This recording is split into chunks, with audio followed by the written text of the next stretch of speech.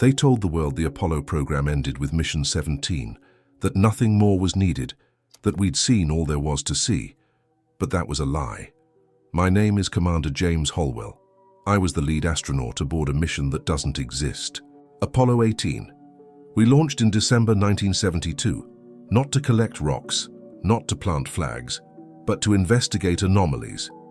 Because a month earlier, during a routine lunar scan, NASA detected motion on the far side of the moon.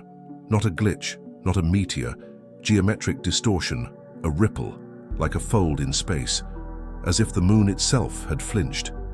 And then, it got worse.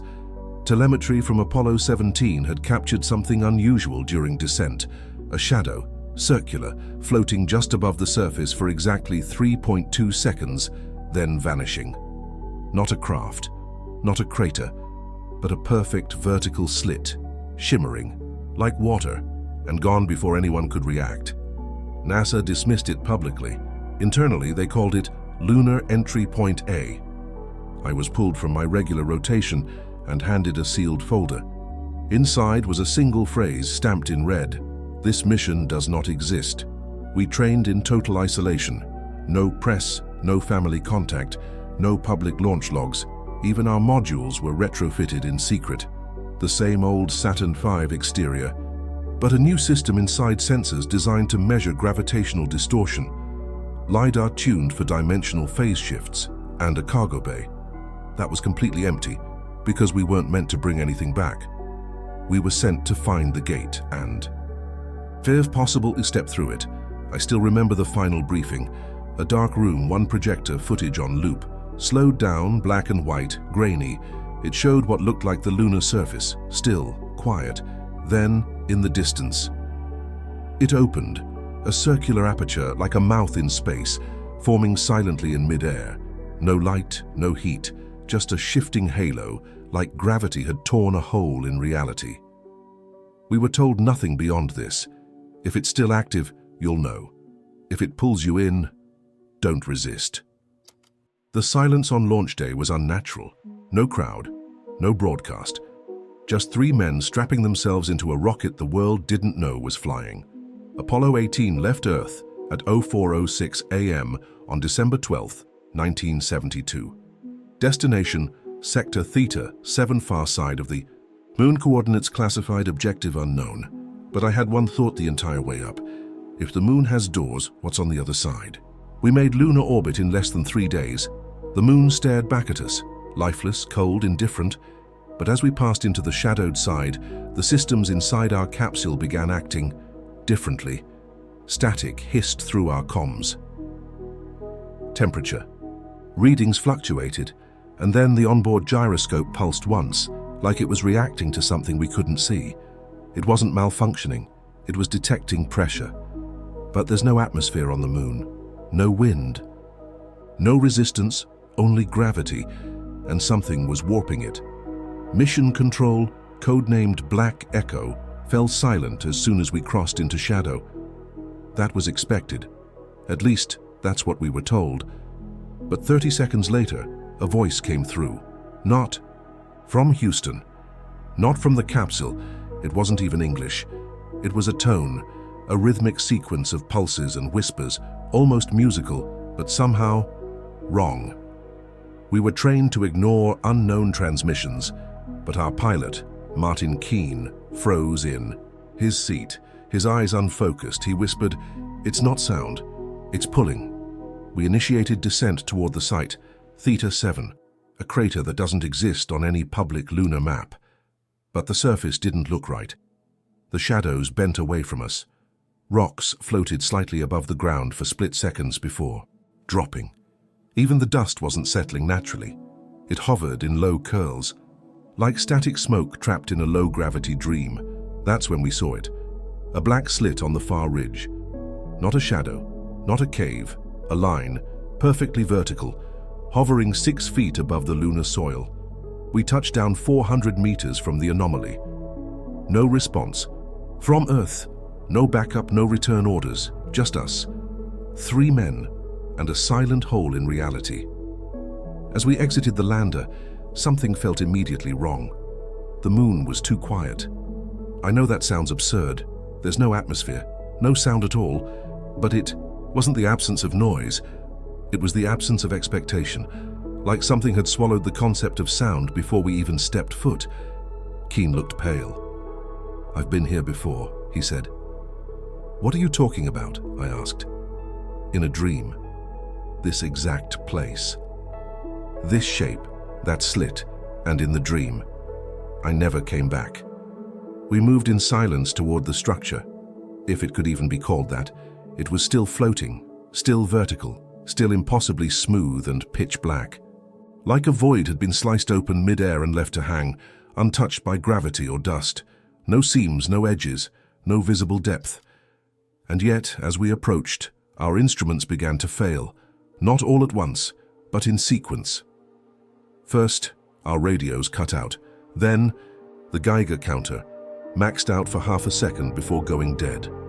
Finally, our suit lights flickered, not because of low power, but because the space around the slit was absorbing light, not reflecting, not bending, just eating it. Keen stopped walking. He was trembling. "We shouldn't be here," he said. "This place isn't asleep. It's waiting." I scanned the surroundings. Flat terrain. No movement. But I swear, I could feel pressure in my ears, like we'd descended deep underwater. The slit began to pulse, very slowly, like it was breathing. A soft hum vibrated beneath our boots, not from the ground, but from the air around it. That's when we saw the first shadow. It moved across the dust fast, not cast by anything physical, but projected. It flickered like a dying film reel, disjointed, inhuman. We froze. Then, a shape emerged from the slit. At first, just an outline, humanoid, tall, featureless, but as it stepped forward, its proportions didn't match anything terrestrial. Limbs too long, neck slightly curved, eyes, or what I assumed were eyes, were perfectly circular and emitted no reflection. It didn't walk, it phased. Each step blurred like it was skipping frames in reality, and then it looked directly at me. My knees buckled, not from fear, from the sheer weight of being seen by something that existed outside time. It wasn't analyzing me. It was remembering me as if it had seen me before, in another cycle, another loop. "Elias," it whispered, not through sound, not through comms, directly into my mind. I gasped. "How do you know that name?" Keen stepped back. "Commander, you didn't tell us your first name was Elias." "I didn't." Suddenly the figure retracted, slipped back into the slit like a shadow, melting into a wall. But just before it vanished, something dropped from its hand, if it had a hand at all. A black cube, small, smooth, buzzing with internal light. I picked it up, and for a split second I saw something I wasn't supposed to. Not a vision, not a hallucination, a memory. Of Earth, burning, screaming, empty, and 3 words etched in fire across the sky. "You opened it." I cradled the black cube in my hands, still kneeling in the dust. It pulsed, not with heat, but with thought. Every few seconds it would send out a vibration, soft, low, like a whisper meant for the bones instead of the ears. Each pulse carried a message I couldn't quite understand, but instinctively feared. Behind me, Keen was silent. I turned and saw his helmet's visor fogged from the inside. He wasn't breathing normally. "Martin, talk to me." He didn't answer. Instead, he tilted his head and asked flatly, "Commander, what year is it?" 1972, he shook his head. No, it's not. I remember a city in flames. I remember satellites falling. Commander, I saw my wife yesterday, but she died in 1969. I rushed to him and checked his vitals. Stable. But then, something even more disturbing caught my attention. His shadow. It was delayed, like it lagged half a second behind every movement he made. I looked down at mine and saw the same. We weren't casting shadows in real time anymore. Something, either the slit, the figure, or the cube, had untethered us from synchronized time. We were becoming out of phase with the lunar surface. Back at the lander, our 3rd crew member Franklin Reyes met us at the hatch. He looked shaken, "Where the hell have you been? You missed check-in by 2 hours." Keen and I looked at each other. To us, only 30 minutes had passed. We checked the onboard logs, confirmed. We had been missing for exactly 2 hours and 17 minutes, and during that time, the moon's surface changed. Reyes showed us footage from the external cameras. While we were gone, the slit had multiplied. What was once a single vertical tear was now a series of 7, orbiting the same space, rotating like spokes in an invisible wheel. Reyes then asked, "And what the hell is that?"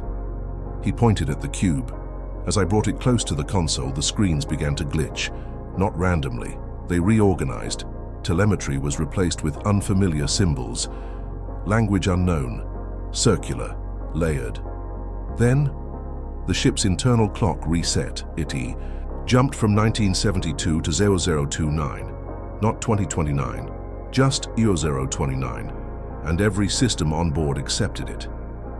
Keen started laughing, but it wasn't real laughter. It was panic escaping through the cracks. "We're not in 1972 anymore," he said. "We're not even on our moon." Outside, the slits stopped rotating. They aligned and pointing toward one single direction, Earth.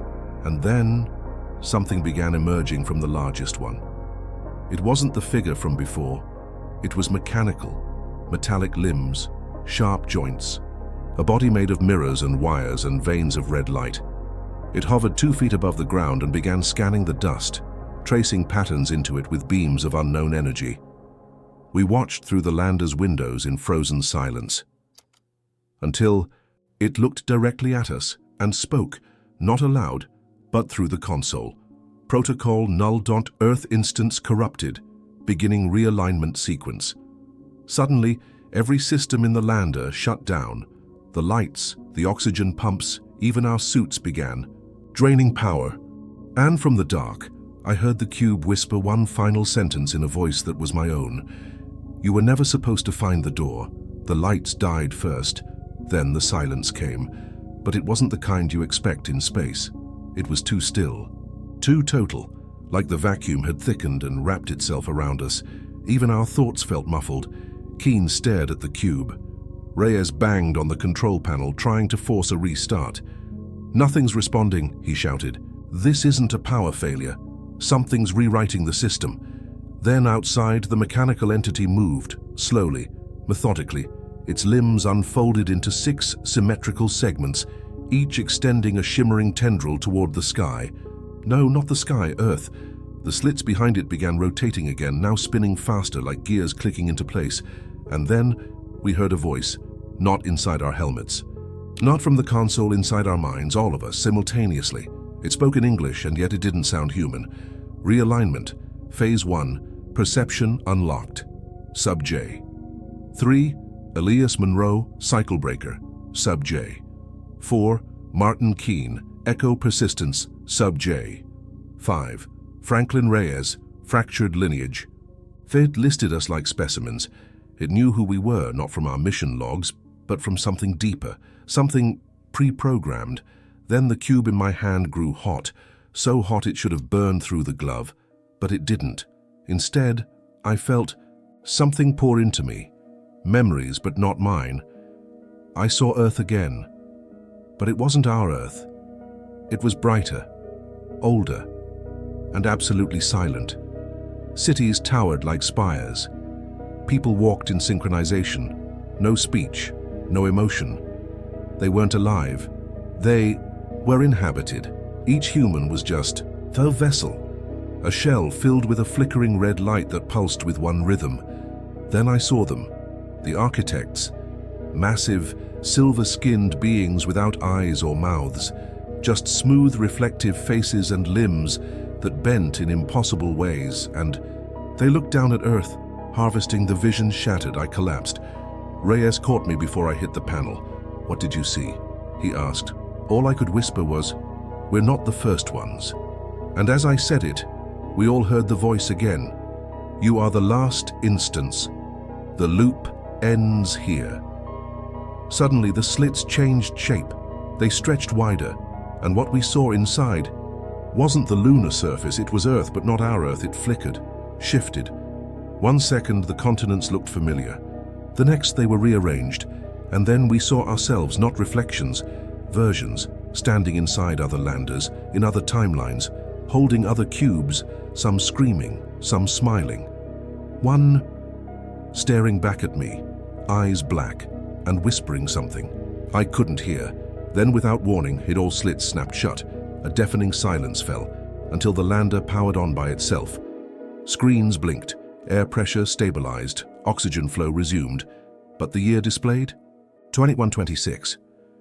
We all looked at each other in disbelief, and then the voice came one last time. Phase 2, truth seeding, begin extraction.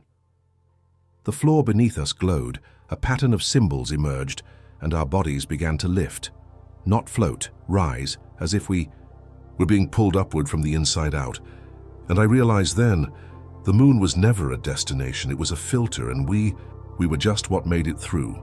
We weren't floating, we weren't levitating. We were being disassembled, pulled apart, not by force but by intention. As the light beneath us grew brighter, it wasn't just the ship that vibrated, it was reality itself, trembling at the edges like an unstable dream. I tried to speak, but no sound escaped my mouth. My vision fractured into layers, each showing a different version of myself. One screaming, one laughing, one already missing its face, and then everything collapsed into white. I opened my eyes to silence. No lander, no crew, just a vast grey plain beneath me, stretching into forever. Above, the sky wasn't black, it was alive, swirling patterns of symbols, constellations reshaping themselves, and in the center, a massive circular structure, glowing red, not a portal, a seed. It pulsed like a heart. I looked down at my arms. They were covered in lines, glowing, geometric tattoos that hadn't been there before. They moved, shifting positions, syncing with the seed in the sky, and then I heard it again. That voice, but this time it wasn't speaking English or any language. It was language, pure. Meaning injected directly into my consciousness. The loop has bred billions. Your reality was a cradle. Now it becomes the soil. Suddenly Reyes appeared beside me, or rather his projection did. He looked confused, panicked. "Elias, where the hell are we?" I was about to respond when Keen materialized too, holding his head, eyes wide. "This isn't the moon, it's underneath it." Then we saw the truth.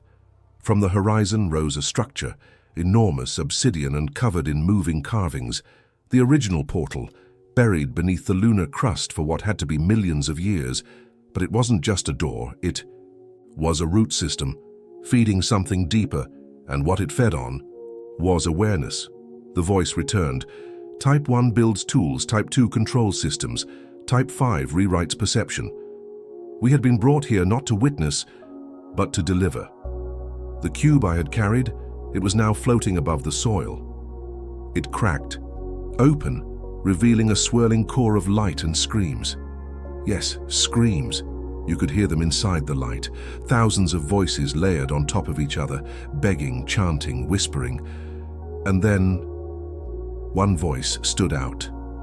Help. Me. It was my own. Keen dropped to his knees. "It's looping us, Elias. It's using us to seed more worlds, versions of us." Suddenly I saw it. Earths splitting like cells, timelines fracturing, and in every one, a version of me delivering the same.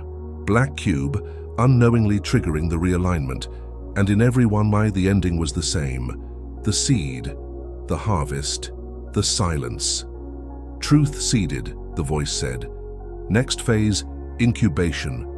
The ground cracked beneath our feet. From the fissures rose hands, human but wrong, stretching, reaching, growing into twisted silhouettes of people we knew, family, friends, ourselves, each of them smiling with eyes that were entirely black, and one of them stepped forward. It wore my face and it said, "Time to return, Elias, your world is waiting." The voice said, "Time to return." And just like that, the seed above vanished into shadow. The hands that had risen around us melted back into the soil, and we were falling, but not through space, through memory. My body twisted through scenes.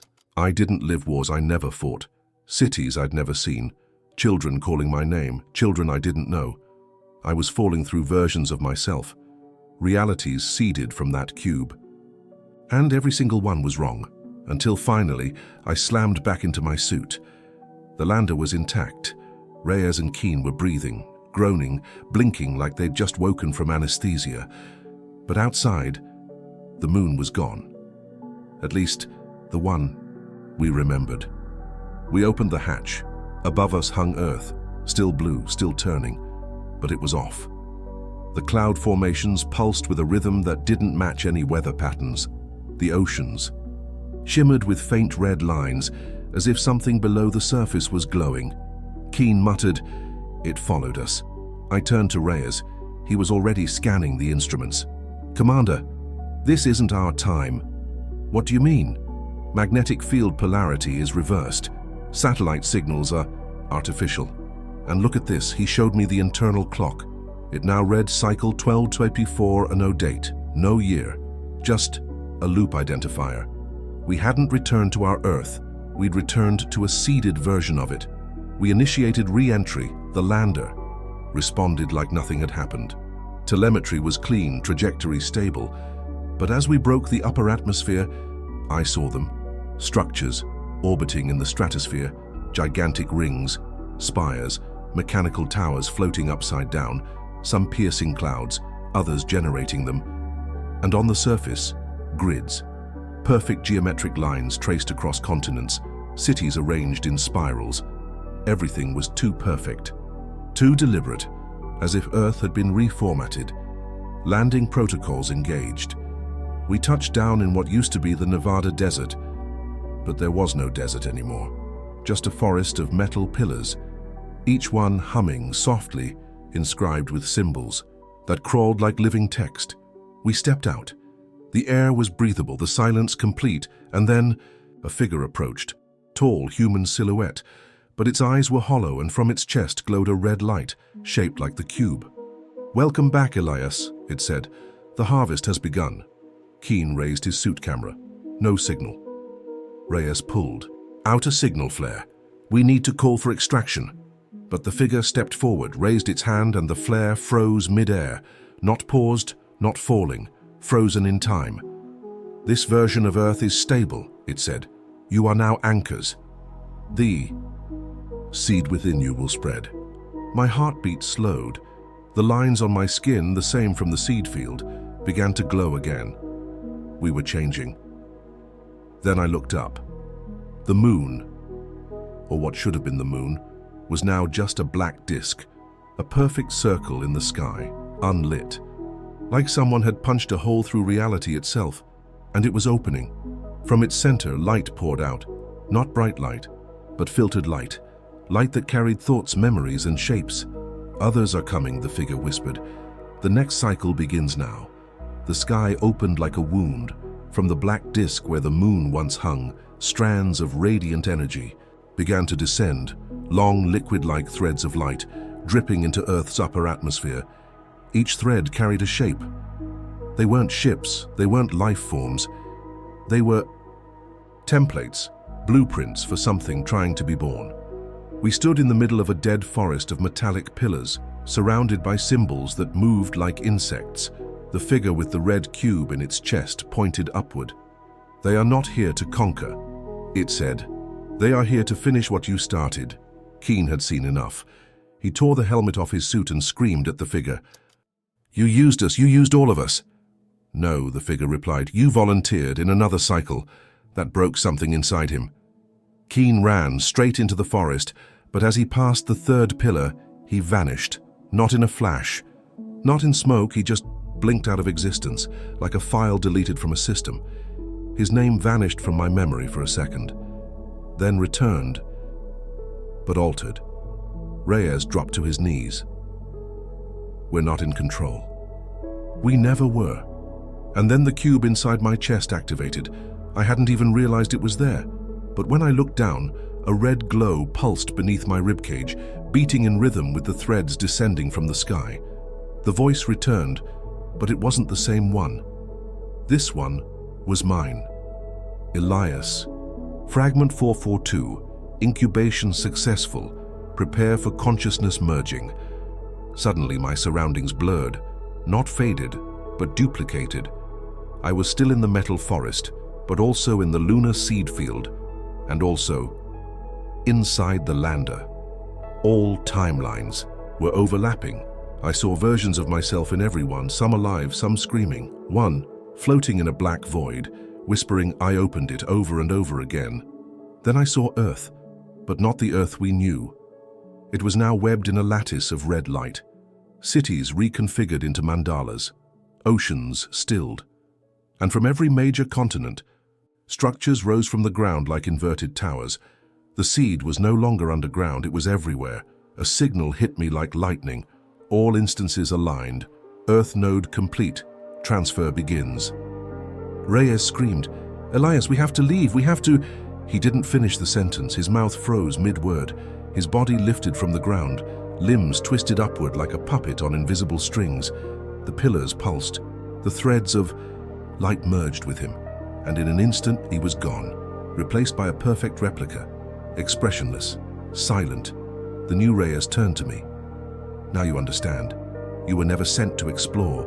You were sent to seed." I backed away, desperate, heart hammering. But every step I took, reality shifted, back into the lander, then the lunar field, then the metal forest, then darkness.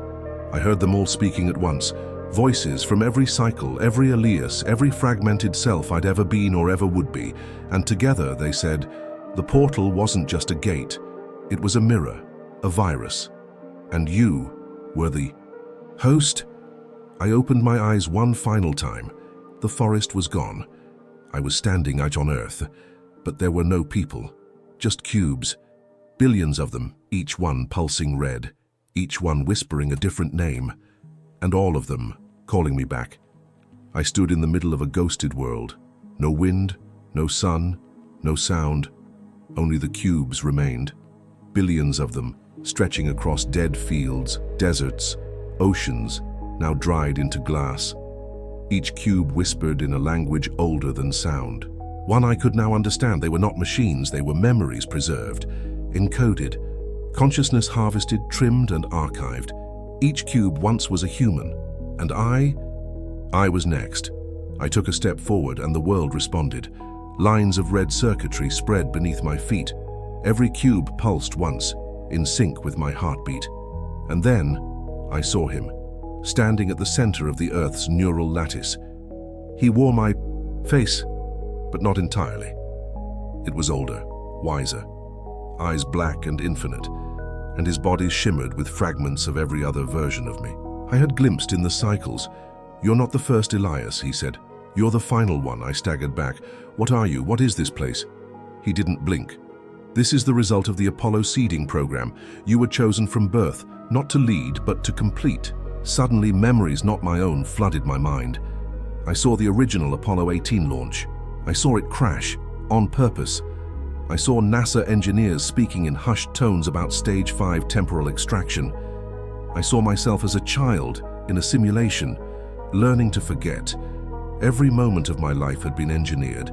I wasn't sent to investigate the portal, I was sent to become it. The portal wasn't a doorway, my other self continued.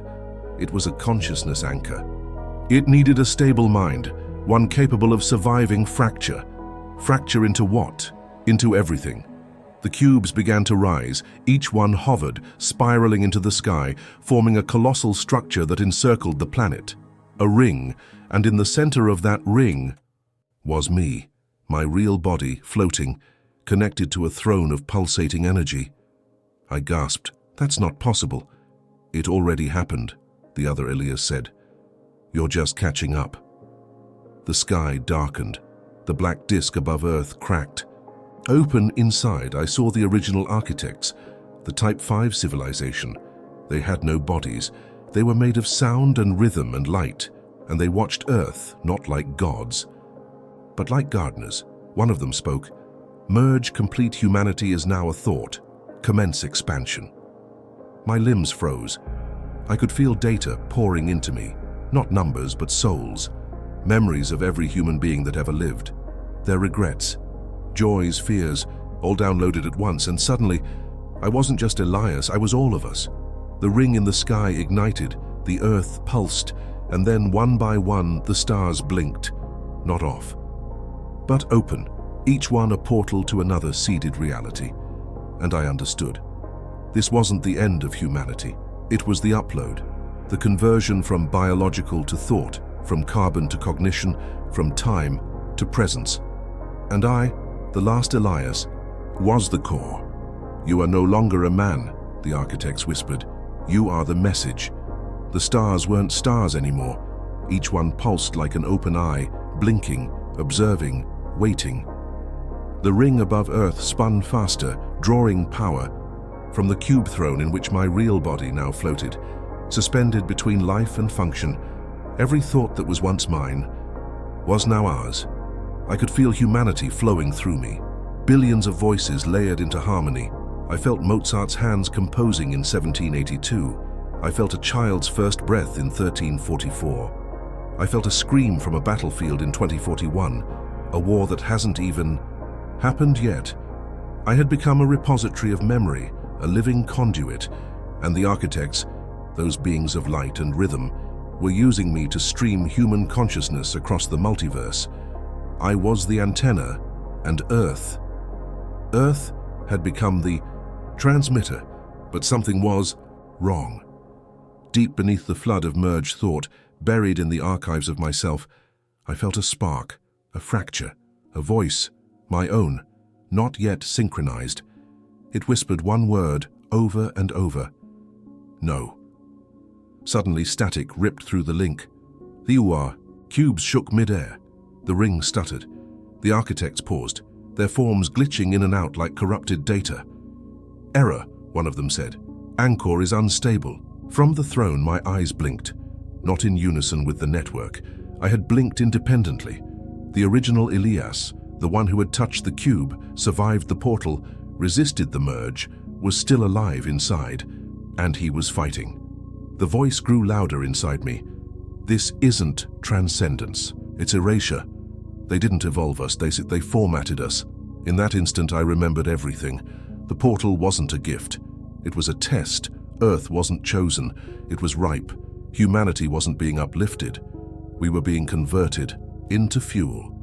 I looked down from the sky and I saw the cubes flicker. One by one, they began to hesitate. I reached out, mentally, to one of them, a woman. Her name was Aya. She had lived in 12th century Kyoto. She remembered her son's smile. And in the moment I touched that memory, she chose to stay. Her cube went dark. Then another. Then thousands. A wave of resistance began to spread across the neural grid. We were not data, we were choice. The architects reacted. They screamed, not in anger, but in confusion. Conversion. Stalling consciousness, refusal rate, exceeds threshold, shut it down. They reached for me, to purge me. But I was already ahead. Inside the throne, I reached deep into the seed code, the core protocol, and I did the unthinkable. I inverted it. The ring shattered. Cubes fell like ash. The black disk in the sky. The false moon collapsed into light. Earth gasped, and then silence, real silence, the kind that isn't empty, but full of relief. I awoke on the moon. Inside the lander, alarms blaring, Reyes unconscious, Keen breathing slow. The slit was gone. No cube, no voice, no cycle, just us. I looked up at Earth, still blue, still turning. But I knew now we had touched something eternal, and somehow we survived it. This is Commander Elias Monroe, Apollo 18. We're alive, and we brought back a warning. I thought it was over. Back inside the lander, the blinking consoles, the stale recycled air, the familiar weight of lunar gravity. It all felt like home after what we'd seen. Keen was alive, Reyes was breathing, and I was human again, or so I believed. We didn't speak for hours, we just sat, letting the hum of our ship drown out the terrifying silence of memory. And yet, something was wrong. A quiet, gnawing sensation in the back of my mind. Not a voice, not even a thought. Not even just a whisper that hadn't left since the merge. I turned to Reyes. "You still hear it too, don't you?" He looked at me, his eyes flickering for just a moment, too fast for Keen to notice. "No," he said, "just silence." But it wasn't. Silence. That night, and if you can even call it a night on the moon, I had a dream. I was standing on Earth, but the sky above me was wrong. The stars formed patterns I'd never seen. Familiar constellations were missing. And then I realized I wasn't looking at our sky.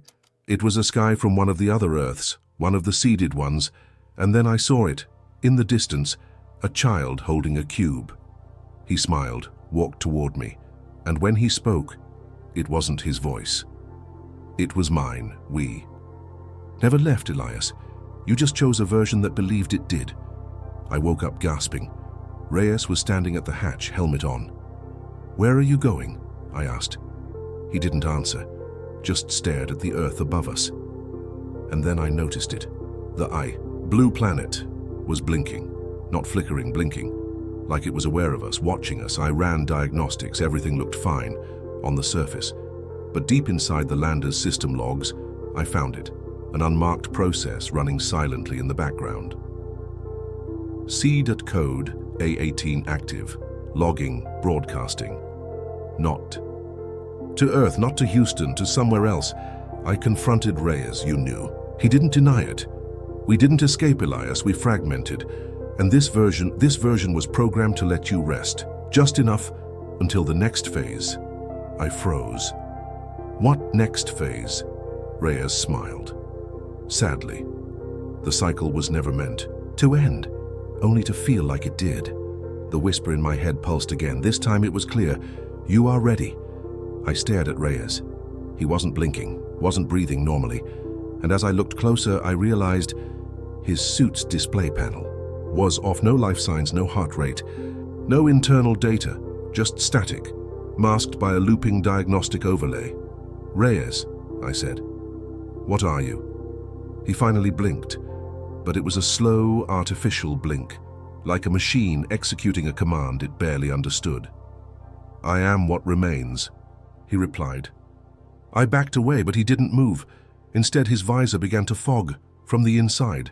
And then something horrifying happened. His voice split. One part kept talking as Reyes, but another emerged. Deeper, ancient, layered beneath it like a forgotten language surfacing from a dream. "You were never supposed to return, Elias. This instance was a sealed loop. Containment, not rescue." I activated the emergency lockdown on the hatch. It responded, and but slower than it should have. The lander's systems, they were stalling. Not from malfunction, from hesitation, as if the ship itself was now thinking. "The portal never closes," Reyes said. "Even when it's sealed, it simply shifts format from place to person." That's when I realized I was the portal now. The cube hadn't been a device. It had been a catalyst, and what I brought back from that realm wasn't just memory. It was architecture, a pattern, a map, a seed structure woven into the neurons of my brain, replicating silently. That whisper I'd been hearing, it was me, trying to break myself open from the inside. Reyes stepped forward, removing his helmet. His skin cracked at the seams, not blood, not bone, just fragments, like someone had constructed a human using memory alone, and time was peeling it apart. "You asked what I was," he said. "I'm a placeholder, a failsafe." He opened his mouth wider than any human should, and from it poured a stream of symbols. Red, three-dimensional glyphs that floated in the air, rearranging into an interface only I could read. "Seed sync, pending own, host remaining me, Keen." Burst in from the storage chamber, half-suit still dangling off his body. "Commander, the backup beacon's gone, the moon's surface, it's changing." I ran to the window. He was right. The craters were no longer random. They'd begun aligning into glyphs, massive lunar runes visible from orbit. They weren't broadcasting, they were calling, and something was responding from the void. Suddenly, a low hum filled the lander. Reyes collapsed, his body turning to dust piece by piece, his voice fading into a final message. "This version ends. Prepare to initiate the true world. The screen inside the D cockpit lit up. Coordinates appeared, but not lunar. They mapped a location inside my own brain, a geometric zone between thought and sleep, a mental construct formed during the seeding. It had a name, Level O. And once accessed, there would be no return. I looked at Keen. If we activate it, there's no Earth left, not ours. So what do we do? I stared at the screen, then at my hand. The glyphs had started to glow beneath my skin again, and I whispered, "We go in." We activated it. The instant I accepted the prompt, that silent invitation etched into my neural map, I felt the pull. Not like gravity, more like implosion. My consciousness folded inward, collapsing through layers of self I never knew existed. I watched my memories distort, reform and vanish in rapid succession. My name, my mother's voice, the sound of Earth's rain, gone, replaced by silence, and then by architecture. When I opened my eyes, I was no longer in the lander, not on the moon, not even in space. I stood inside a structure made of thought, infinite corridors of light, each wall built from moments. Some were mine, others were not. I saw a hallway of doors, each one labeled with timestamps and symbols in an alien script. I reached for one. It opened before I touched it, and I stepped into a memory that was not my own. A woman on an alien world, holding a seed made of crystal, her species long dead. Yet here she stood, frozen in the moment before extinction. I reached out, and she turned to me. "It always ends the same," she said. "We build, we ascend, we transmit, we forget." Suddenly I was ripped away. Back in the corridor. Door slammed shut. That was one of the first. A voice echoed behind me. I turned. There was no body, just a shape, a silhouette made of flickering constellations. "You've reached Level O, the final instance." "What are you?" I asked. "I am the pattern architect. I don't create life, I format it." I floated, though my feet still touched the ground. Or did they? Here space wasn't space, time wasn't time. This level existed outside the known constraints. It was the OS behind reality, a core where every seeded species left its echo. I saw them now. The others. Not beings, not anymore. Just codes of civilization. Entire species archived as fragments of philosophy, war, music. Stored forever in this museum of collapse. Humanity was simply the latest upload. The architect spoke again. "You broke the merge. You caused deviation." "Good," I said. "You were erasing us." "Incorrect. We were preserving you. You would have decayed. Memory is chaos. We offered permanence." I looked up. A globe hovered above me. Earth as it was before, blue, clouded, innocent. It shimmered and became Earth as it was now, geometrically redesigned, rigid, controlled, dead. "Permanence is not life," I said. "Then what is?" "Choice." The corridor began to collapse. The architect hissed, its form destabilizing. Anomaly detected, conscious resistance rising, other seeds reacting. "You wanted format," I said, "but we brought fire." I felt every soul I'd absorbed now pulse through me, not as data but as people. Voices shouting, laughing, screaming, living. I reached for the central pillar of Level O, a tower of thought, bound together by every archived species before us. I touched it and I screamed, because in that instant I saw the source, the first civilization, the ones who created the portals, not gods, not machines, just beings. Desperate to escape their own extinction, they uploaded themselves and in doing so created this system, one that now consumed all others in their image. It was a recursive trap. Each seed fed the next. Each portal led back to the same origin memory. And now, I had the chance to break it. The architect howled. "If you do this, the seed dies, your kind will scatter, you will be forgotten. Then let us be forgotten." I tore the pillar apart. Light exploded in every direction. The corridors shattered. Reality began to rewind. Back through the Apollo mission, back through the moon, back through the portal, back to before. And just before I lost consciousness, I whispered, "No more mirrors." I opened my eyes to birdsong, actual birds, no static, no glitching. Sky, no red glyphs etched into my skin, just the soft warmth of sunlight through a window. And the scent of rain on concrete. I was in a bed, a real bed, and for a moment I wondered if it had all been a dream. The moon, the portals, Reyes, Keen, Level O, all of it. But then I noticed the calendar on the wall, July 21st, 1969, the day after. Apollo 11 landed. I sat up slowly. There was a small television playing grainy footage. Neil Armstrong's voice echoed through the room. "That's one small step for man." I knew the rest, but the signal cut out before he could finish it. The screen turned to static. For just a second I saw it, a symbol, not from NASA, from the portal, the cube, and then it was gone. I rushed outside. Quiet neighborhood. Children riding bikes, men reading newspapers, flags on porches.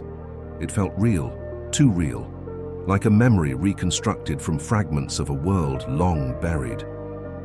I found a mirror. My reflection stared back, normal, human, but something was off. My pupils weren't circular anymore. They were geometric, like tiny red spirals, and somewhere behind them, something was watching. A man tapped me on the shoulder. Turned, startled, he smiled. "Reyes alive, younger, unaged." "Morning, Elias," he said. "You okay? You've been out since yesterday." "Reyes? Yeah, you forget your own co-pilot." My heart froze. This wasn't right. Keen came jogging down the sidewalk next, smiling, joking. None of them remembered, or worse, they had always been here, in this version. I tried to check the stars that night, but the constellations were wrong. Or rather, they were too perfect, aligned in patterns no natural formation would make. I connected the dots and realized they spelled a phrase. One burned into my memory from level O. The format has been masked. This wasn't Earth. It was a fallback reality, a safety layer, for me or maybe for it. The next morning, a package arrived at my door.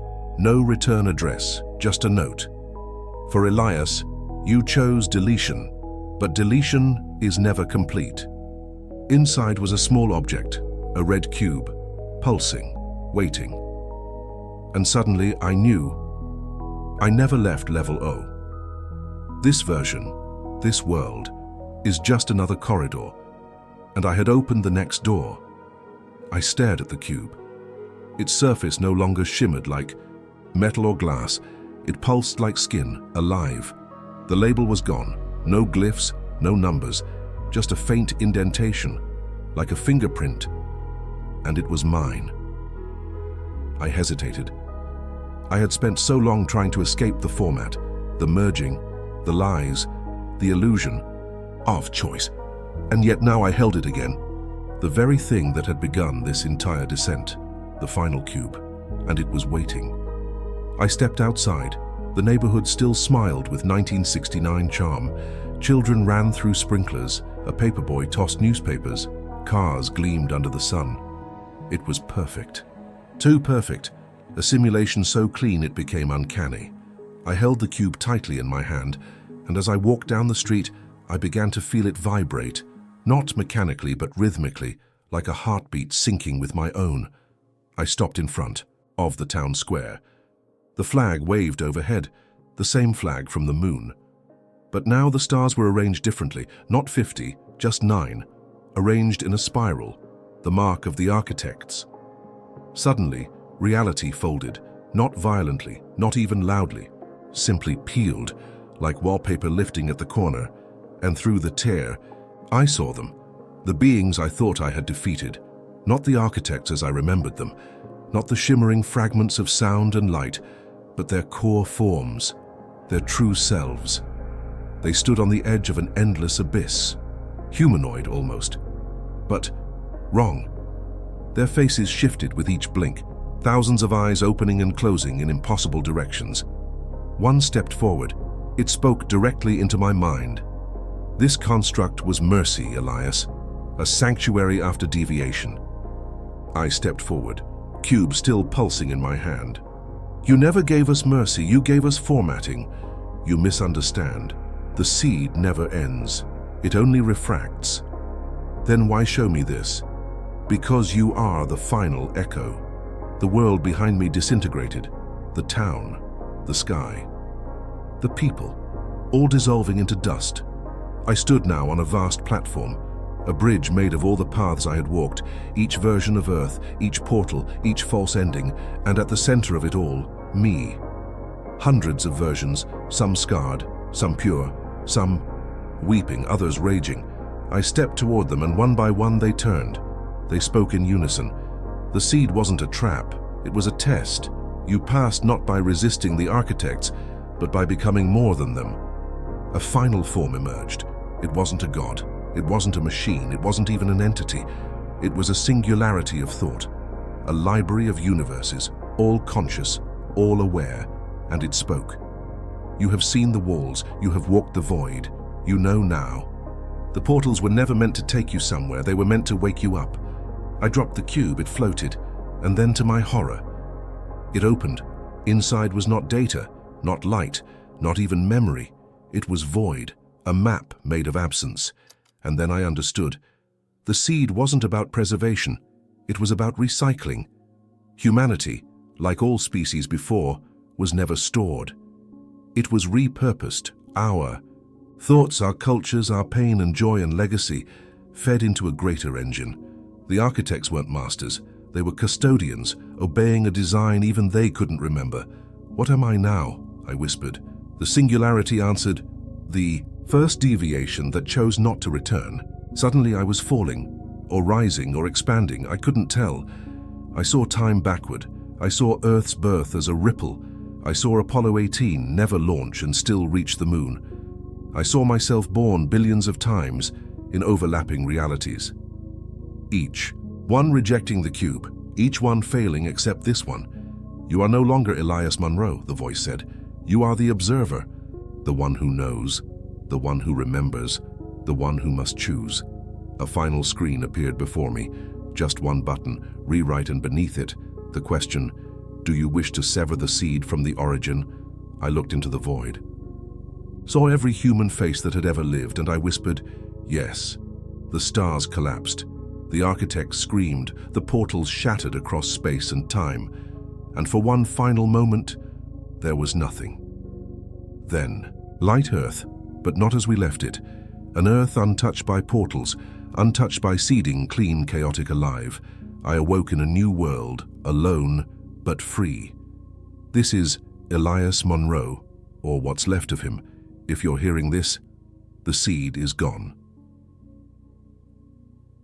T-Bye. Architects are no more, you're finally free, live, forget me. But remember one thing, us never trust what stands still in the sky. If you've watched until the end, thank you. Don't forget to leave your like and subscribe. That helps this story reach even more minds like yours. And if you want more like this, there's another story waiting for you on the screen, right? Now click it, I promise. It only gets deeper from here. Until then, and sleep with your eyes open. End of series.